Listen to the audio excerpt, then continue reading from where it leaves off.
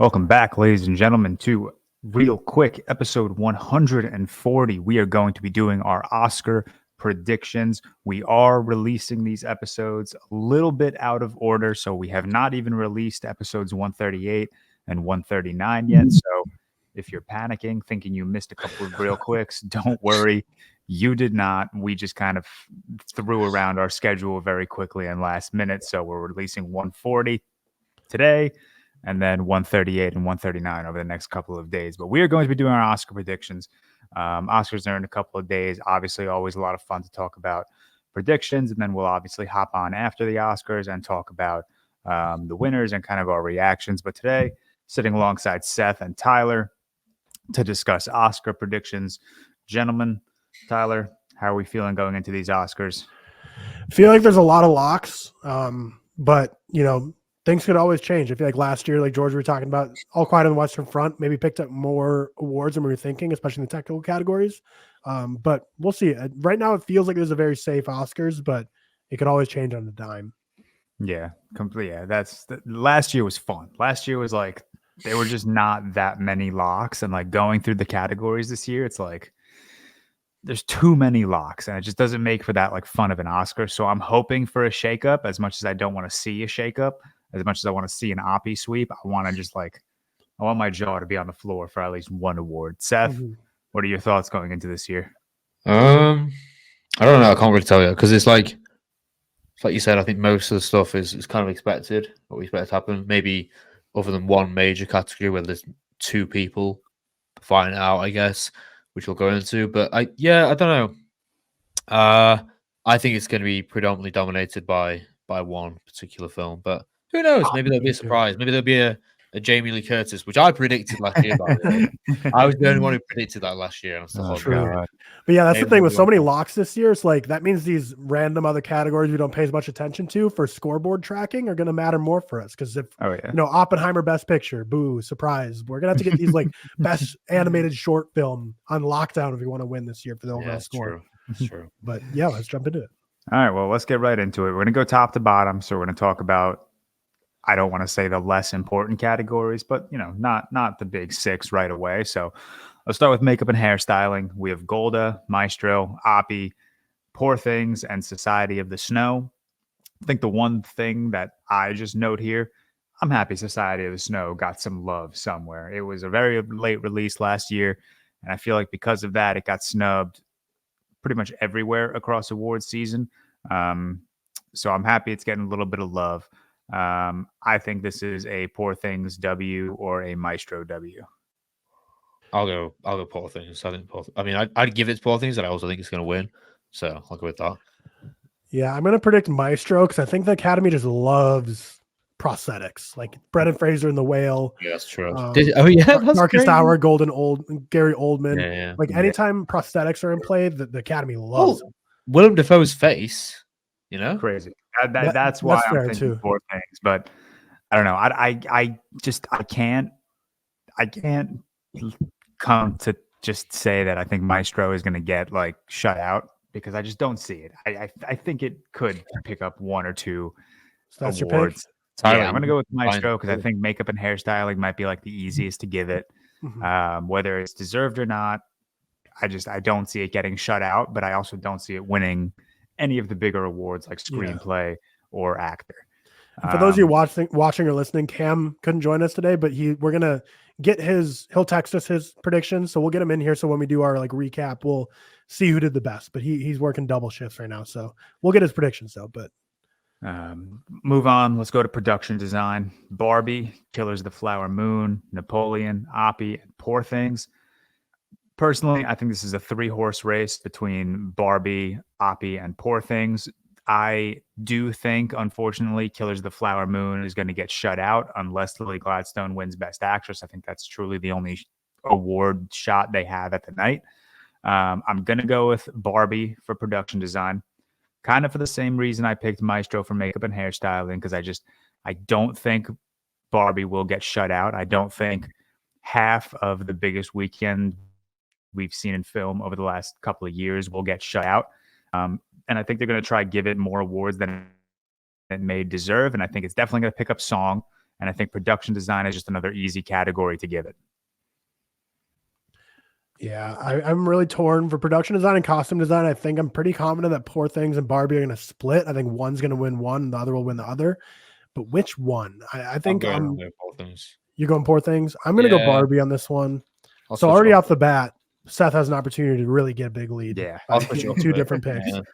But I really just think they're going to split the two, and I think production design was a little stronger in Barbie than their costume design was. But I mean, I'd be happy with either one. But yeah, I'll go Barbie. All right, we're going to sound next.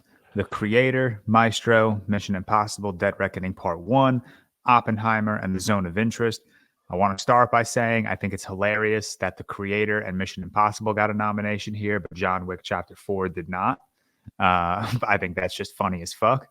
I think this is a two-horse race between Oppie and The Zone of Interest. I personally think Oppenheimer is going to win this award. Although if Zone of Interest wins, I will gladly give it an applause because I think that's one of the stronger aspects of that film. It is a very haunting sound design. It is a very haunting experience, and a big part of it is because of the sound design. But I'm going to go Oppenheimer because I am slightly predicting a massive Oppie sweep. And I think just as many awards as possible it's going to pick up.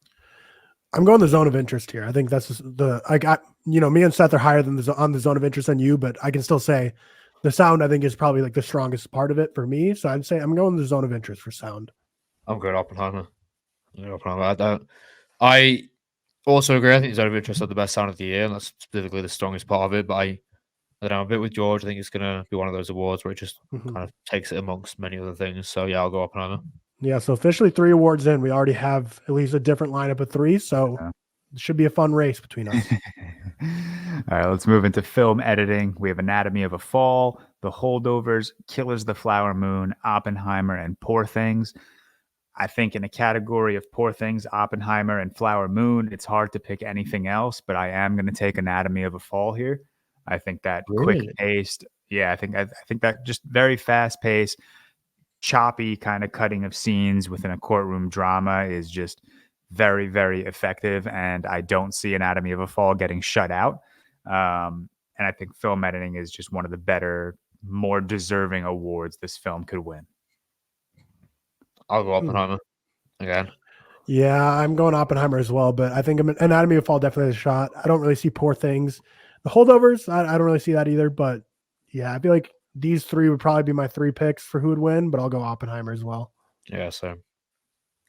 All right, not to sound ignorant, but are we going to be skipping the documentary short films and the live? No, we need the point differentiators for predictions. All right. So for documentary short film, we have the ABCs of Book Banning, The Barber of Little Rock, Island in Between, The Last Repair Shop, and Nene and Waipo. And I apologize if I mispronounced that. Island in Between's got this. I'm gonna go with the ABCs of Book Banning. No, I'm gonna go with Barber of Little. No, I'm gonna go Island in Between. I have to. It's calling to me. All right, I didn't even catch the last 2. So wait, so Seth, you went Island in Between. Island in Between. Okay. Yeah. The Last Repair Shop.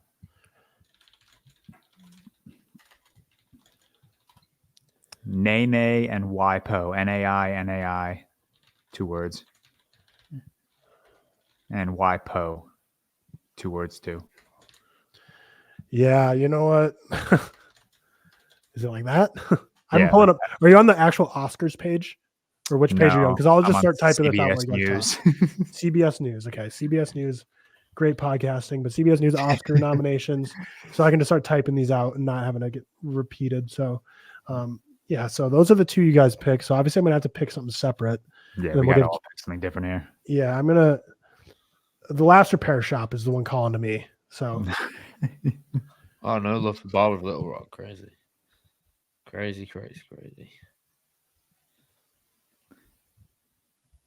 All right, moving on. We have live action short film.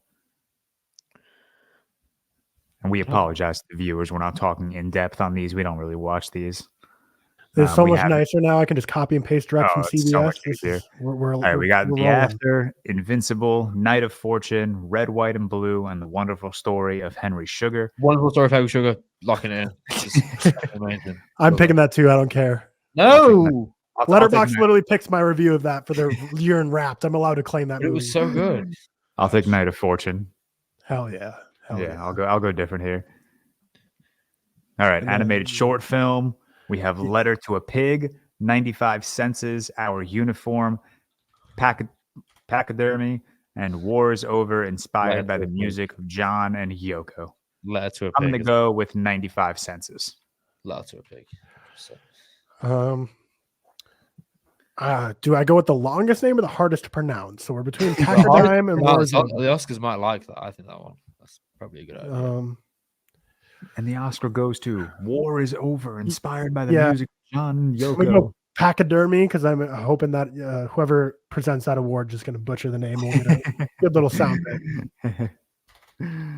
All right, let's move on to movies. We got more costume design: Barbie, Flower Moon, Napoleon, Oppie, and Poor Things.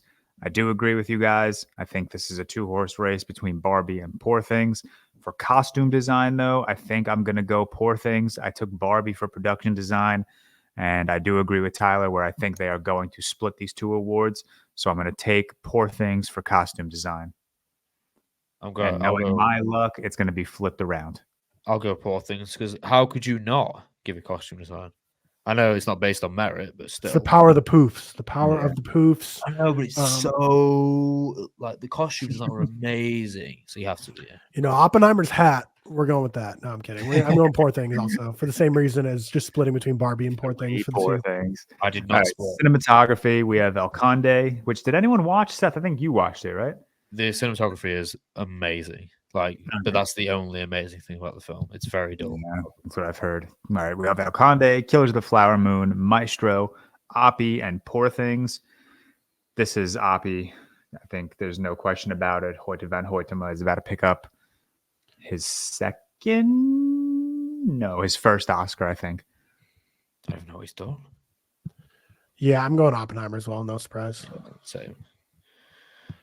Yeah, see, this is why those documentary shorts are going to be clutch to differentiate up here. Wait, did he win one for Interstellar? No, maybe not. I don't know. No. I think this would be his first win. I think this may even be his first nomination. Check. All right, documentary feature film, 20 Days in Mariupol, Bobby Wine, The People's President, The Eternal Memory, 4 Daughters, and To Kill a Tiger. Just to tell you, he did get nominated for another film. It was a Christopher Nolan film. Any guesses? Tenet? No. Try again. What would he have been nominated for in cinematography in a Christopher Nolan film? Try one before Tenet. What came before Tenet?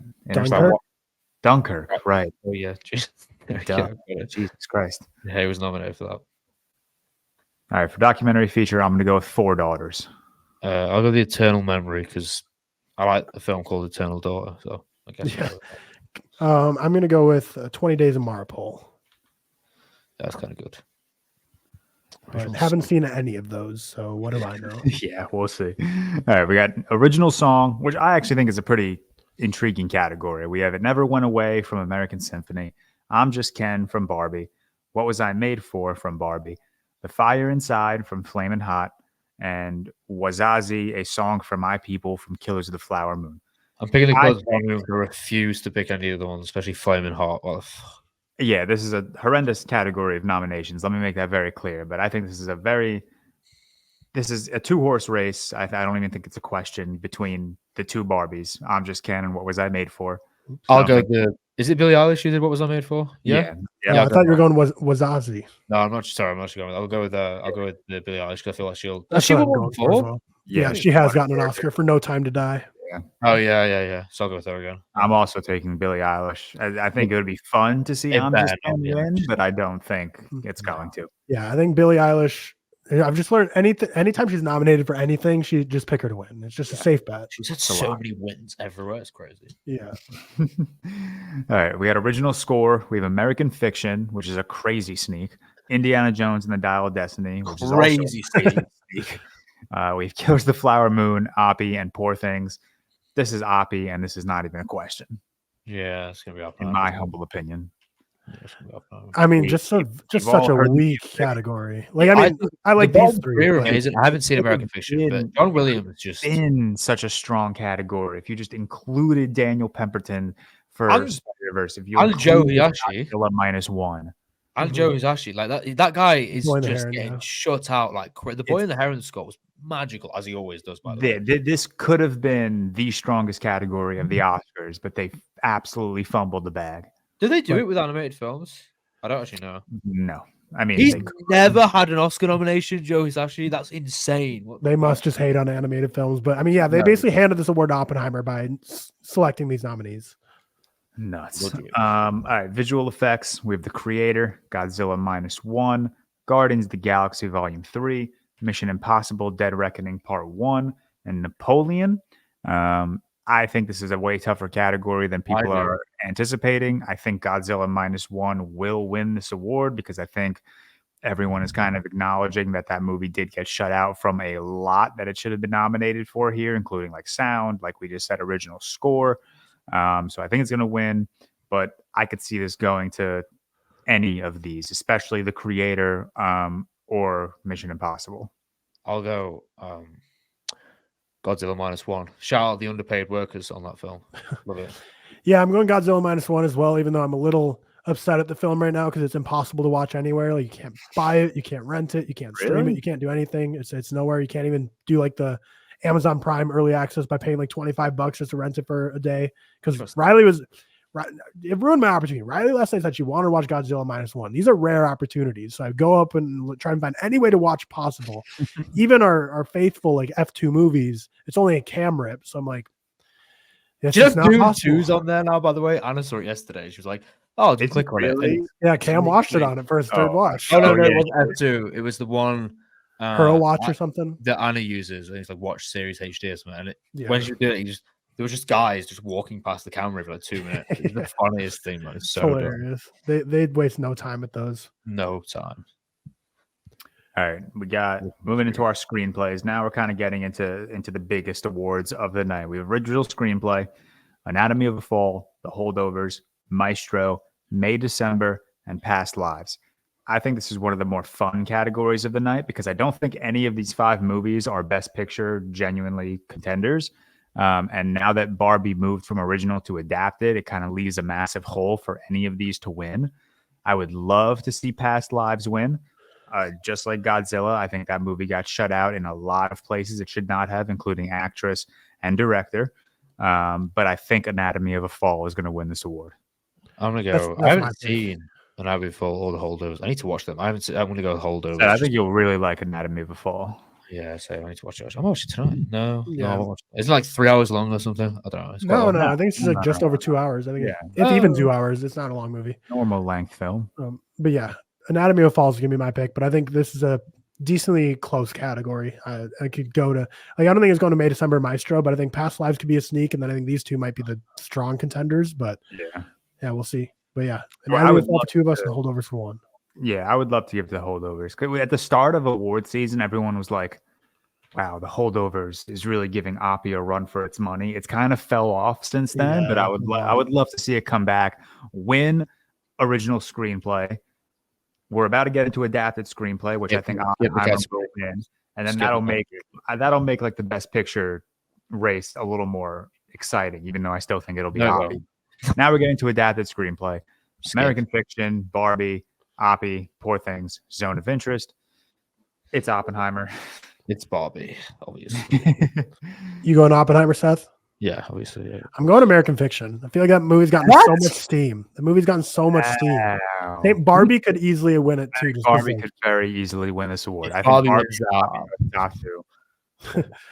if Barbie wins, that'd be crazy. Barbie wins that, and Flower Moon Easily. wasn't even nominated. Okay. I will say Barbie is like one of the few movies from last year that I'm liking more and more on rewatch. And I've seen it 3 times. But still, now. it's not at the level of the other one. No. It's not at the level of like it should beat Oppenheimer for this award, but like it is a good movie, I think.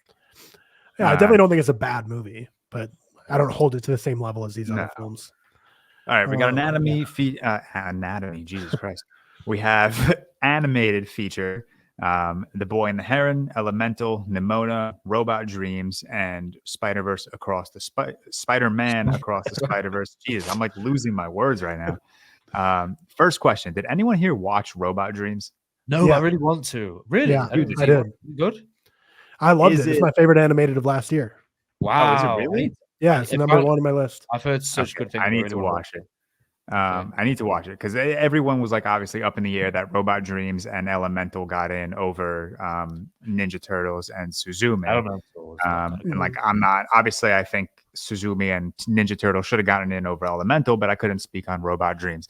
Regardless, even if Suzume and TMNT were in this category, I still think this is a 2-horse race between The Boy and the Heron and Spider-Man Across the Spider-Verse.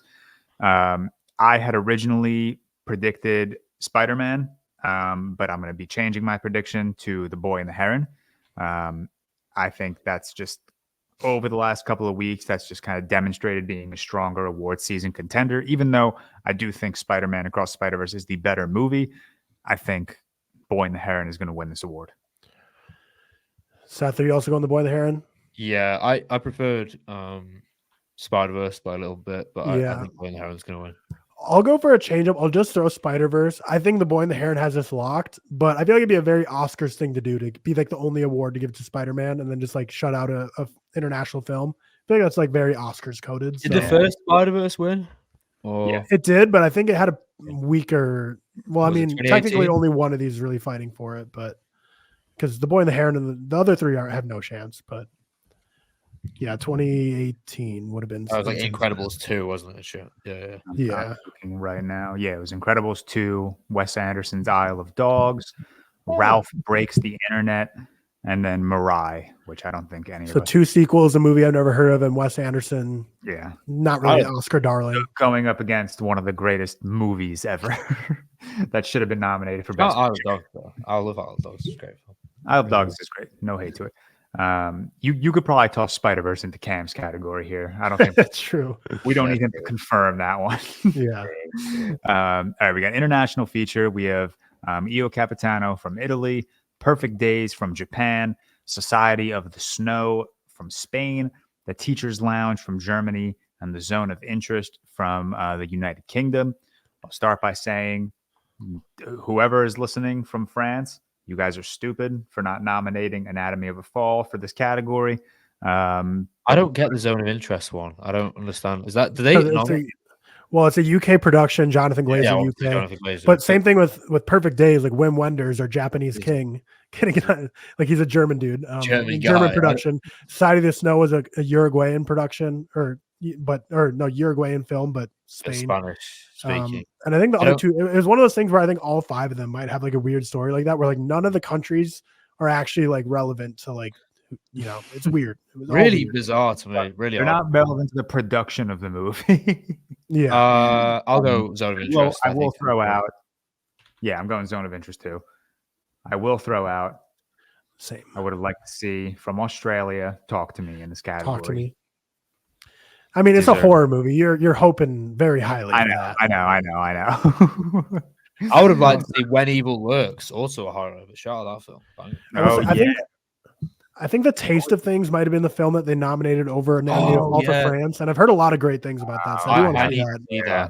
They're showing that near me. They've shown it for like 2 years. I need to go watch it, but everyone I've spoken to, like my friend went to see it today, said Sophie just gave it a 4.5, and I think Kane gave it a 5, right? Yeah. 5 now, I think. Yeah. I think I missed my window for it. I think it was in some smaller theaters around me, and I think it's not anymore. So I'll have to wait till it gets on VOD. But yeah, I've heard nothing but great things. So that could have been a miss too as well. But yeah, we're zoning across the board there. We got all right. The big final 6. Yeah, we got some big awards left. Let's go. Best Director. We got Jonathan Glazer for The Zone of Interest, Yorgos Lanthimos for Poor Things, Christopher Nolan for Oppenheimer, Scorsese for Killers of the Flower Moon, and Justine Triet for Anatomy of a Fall. I would love to say that this is a 3-horse race between Lanthimos, Nolan, and Scorsese. It is simply not. I think Christopher Nolan, especially across awards season, has just separated himself from the pack. And I think he's going to take this award home. Jonathan Glazer. That's your pick? No, I'm joking. No, I can't. I'd like to say Jonathan Glazer, but I just don't. Like at this one, I just don't. Yeah, I think I'm it's all like Nolan. lining up for Nolan, you know, because he's never won an Oscar before, and like this film coming Yeah. out. And there wasn't a single award show that like didn't give it to him when like a lot of those precursors people were like, oh, maybe they'll give this one to someone else, but it's pretty much Nolan across the board. But I don't know. Most likely chance for an upset, maybe Justine Triet for Anatomy of a Fall, but I could see it. I don't know. I could absolutely see it. Because I feel like the only way you can do an upset is like you're not a big name. So I feel like Martin Scorsese would never pull off like an upset over Nolan. I feel like it would have to be like, you know, Justine Triet, Jonathan Glazer, who don't have as big of a brand name as Scorsese and Nolan, which is, I mean, hard to say anyone has that big of a brand name, but Nolan across the board for us. I think even before we get to like the Best Picture award, let's say Anatomy of a Fall wins original screenplay. That obviously elevates its Best Picture chances. Then it's in Best Actress. I know we've been saying it's a 2-horse race between Lily and Emma, but I think Sandra Hüller is right there. She's been winning a lot of international Best Actress awards with Emma and Lily in those categories. So I don't know. I can very much see Anatomy of a Fall being like this year's All Quiet, maybe, where it just picks up like 1 or 2 or 3 more awards than we expect it to. But regardless, Best Supporting Actress, we have Emily Blunt for Oppenheimer, Danielle Brooks for The Color Purple, America Ferrera for Nyad, America Ferrera for Barbie, my bad, Jodie Foster for Nyad, and Divine Joy Randolph for The Holdovers. Just put Divine Joy for every single one. Stop. She went. She has won every single supporting actress award under the sun. I'll go Emily Blunt though, just to be different. You know. Which I mean, she is the clear number 2. I'd say she is the clear number 2, but like it's such a fat difference. It's unbelievable. You like Emily Blunt, Danielle Brooks, America Ferrera, and Jodie Foster might as well not even show up to the award show. Yeah, and I just don't even think Emily Blunt was even that special in Oppenheimer. And it's crazy that she's the clear number 2 because like Jodie Foster for Nyad is like just such a by the book. Like, yeah, that's an actor that's of a high esteem. That's exactly a performance I'd expect out of you. Like nothing crazy. In a biopic. Danielle Brooks for The Color Purple. I just felt like no one in that movie had enough time to shine to anyone be a standout. I think Coleman Domingo might have been the best in that movie. And America Ferrera for Barbie. I mean, like, what are we really doing here? Yeah. So it's crazy that Emily Blunt for Oppenheimer, who like me wouldn't even land in my top 5 nominations, is like the clear cut number 2. No, same. But I haven't seen The Holdovers, so I may as well go for one soon. Yeah. And if we're being honest, the true Best Supporting Actress performance of the year wasn't even nominated, coming from Evil Dead Rise, Alyssa Sutherland. So would that even be like? That's what I don't know. Would they not be a lead actress for her? Like she's like the main. No, because she's like, I would say in the movie, her sister, like the kid. Whoever plays her sister, I think is the lead actress. Okay, but I could see it being like they could be both up for supporting actress and not call one of them the lead. But who cares? The best supporting actress actually wasn't wasn't nominated. by the way. The best supporting actress actually wasn't in it. Penelope Cruz is who Seth is thinking. Oh yeah, honestly, completely agree with you. Or Pasla. No, she'd be supported by lead, wouldn't she? Yeah, mine is still Divine Joy Randolph, even though I don't agree with any of the other 4, but she'd still be my number 1 out of all of them. Yeah. Oh, interesting. All right, supporting actor, Sterling K. Brown for American Fiction, Robert De Niro for Killers of the Flower Moon, Robert Downey Jr. for Oppenheimer, Ryan Gosling for Barbie, and Mark Ruffalo for Poor Things. I would have personally, just put Robert Downey Jr. for Oppenheimer in every single person's category. No. That is the lock of the night right there with Divine Joy Randolph for supporting actress. Of the Poor Things boys, I personally would have preferred to see Willem Dafoe here. No, Ruffalo, you fucking Ruffalo hater. He was so good. Let me finish. I would have preferred to also see Ruffalo over Ryan Gosling and Sterling K. Brown. So you're saying you would rather see a double Poor Things nomination. Okay, I can get on board with that. Even though my favorite supporting performance in that movie is Christopher Abbott, but he didn't have enough to chew on to be an Oscar nominee. But I like Mark Ruffalo over Willem Dafoe. So I'll go. That's where you're going. I mean, I'd love the Rough to do it, the Roughster. Rough. But I'll go Downey Jr. I also think the Roughie. I also think Downey Jr. would be. Now I've watched it like 3 times. I think he'd be like in my top 2 anyway, or 3 anyway. He'd be like around it. So whatever. Yeah, I'll go with him.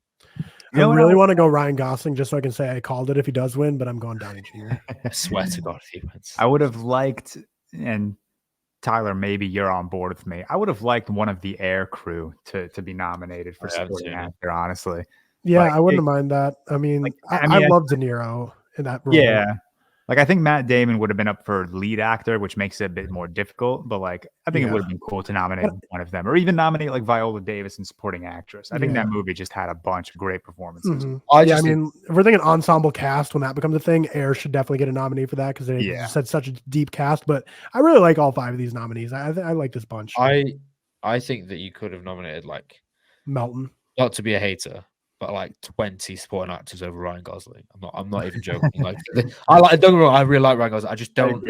I think that all of the Iron Claw supporting cast could have been nominated over him. For example, Charles Melton. I don't know, loads more, but probably not. Maybe not 20 to be exaggeration, but at least like 5 or 10 more. I don't really get that, but yeah, I think out of these, Downey Jr. and Ruffalo would be the standout.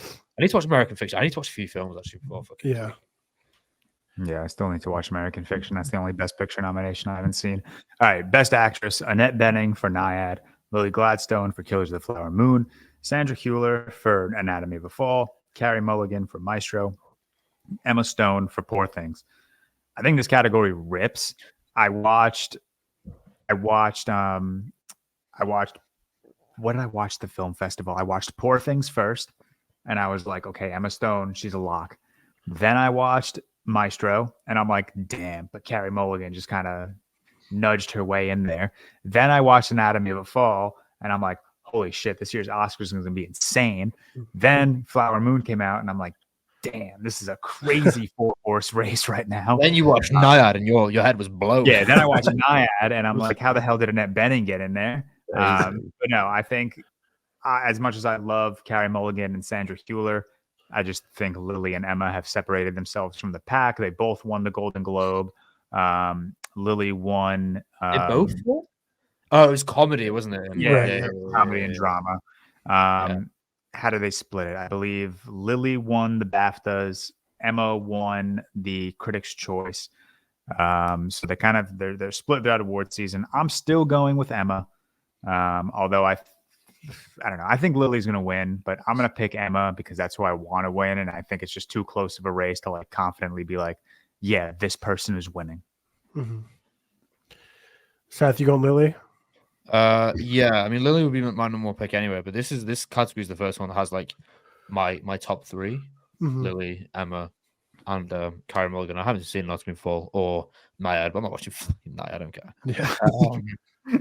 Yeah, I'll go Lily just because I wanted to win. Yeah, I'm going to predict Lily, even though for me, Annette Bening's a clear number 5. Carey Mulligan's 4, but I think the top 4 are all so strong. Lily would be my 3rd, and then I would have Emma Stone at 2. I just changed this recently, and Sandra Hüller is my favorite performance of the year. So Lily's my 3rd, but I'm predicting her. Kaylee Spaney's still my number 1, but I haven't rewatched Priscilla. But I mean, Sandra Hüller might be number 1, then Kaylee Spaney number 2. Who knows? But Lily is probably my 3rd for sure, because I think I prefer Sandra. I just definitely know for sure I prefer the most out of these nominees right now. But she's kind of the third horse in the race here. I think it's between Lily and Emma. I think Lily's gonna take it. But I'd like to see Lily win 1 just because. Yeah, Emma's won 1, I guess. So kind of means different. But I mean, Emma Stone, I also love. They're so close to me, like as my 1 and 2. So I don't really care. I'll just say Lily because she hasn't won before. Yeah, and I even like see Cassandra if she got a win because she also had a great supporting performance in Zone of Interest. Just had a very strong year, top to bottom. So but Seth still hasn't seen that, so who cares? You got to appeal to your audiences. This is like the one category where 1 of 4 women can win, and I'll still stand up and clap regardless. Yeah, I'd be happy for any of those 4. Annette Bening winning would be so funny, though. I would straight to Annette Bening. She might be the Jamie Lee Curtis, She might. Stop. Think about it. Last year, how strong was the supporting actress category last year? I'm pretty sure it was really they all split the votes. And then who came out of nowhere? Yeah, there you go. Annette Bening's been around the block. She's been around for a while also. Yeah, she's been nominated many, many times. So it's a career achievement award. Yeah, like the 4-year consideration post of Annette Bening, barely even talked about Naiad. It was like she was been nominated for this performance in 2004, this in 2002. It's like, I mean, they're playing their marketing right. They're just like, don't even think about this performance. Just think about her. I actually don't know if I know who she is. I'll be honest. I don't really I can't actually remember anything I've seen. Oscar noms. I probably butchered her name. So she's been nominated for American Beauty. She was the mom. Oh, she's the main woman. Being Julia, The Kids Are All Right, and then Naiad. So this is her 4th nomination. Damn, maybe they will give her that career award. How many nominations? Fifth nomination. Sorry, she's had 4. Career Wow. achievement. This is her 5th because she has had 1 supporting actress in 1990, then 99, 04, and 2010. She was a Best Actress nominee. This actually, like, I'm not even joking. It could actually happen. This could. All right, Seth, we're putting a note for you. Yeah. No, I don't want my ad. It could happen. Yeah. All right. Best Actor: Bradley Cooper for Maestro, Coleman Domingo for Rustin, Paul Giamatti for The Holdovers, Cillian Murphy for Oppie, and Jeffrey Wright for American Fiction. Rustin's so crazy that he got nominated for that. Yeah, he was great, but like put him in some better films. That was boring. I still haven't seen it. Don't bother. It's pointless. At the beginning of award season, people were like, "Wow, this is turning into a 2-horse race between Cillian and Paul Giamatti," just because Paul won the Golden Globe and the Critics' Choice, but then Cillian went on to obviously win every award under the sun. So, well, even before like award season kicked off, people thought Bradley Cooper was a lock for winning it. Yeah.